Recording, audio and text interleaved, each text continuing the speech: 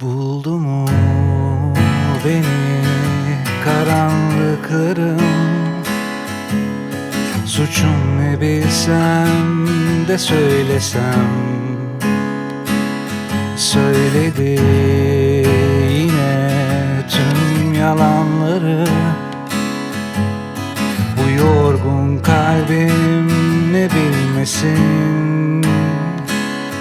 Gördüğüm oldu, çözemedim ben bunu.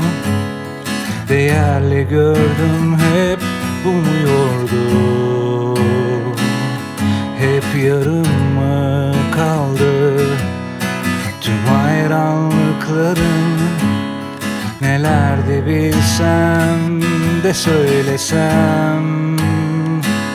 Sevgilim neredesin?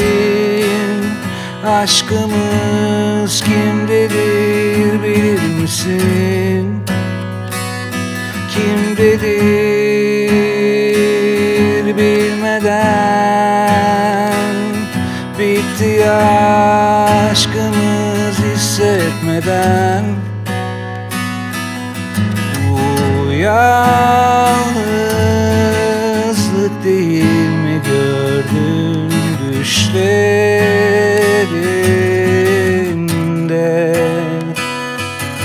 Bu karanlık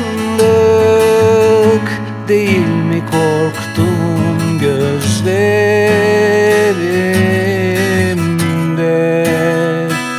Sevgilim neredesin? Sensizlik nedir bilir misin? Kimdedir bilmeden bitti aşkımız hissetmeden. Sevgilim neredesin? Aşkımız kimdedir bilir misin? Kimdedir bilmeden bitti aşkımız hissetmeden. Bu yalnızlık değil mi gördün düşlerinde?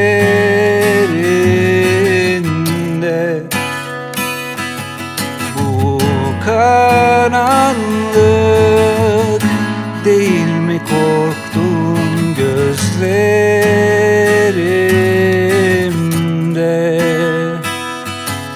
Bu yalnızlık değil mi gördüğün düşlerinde?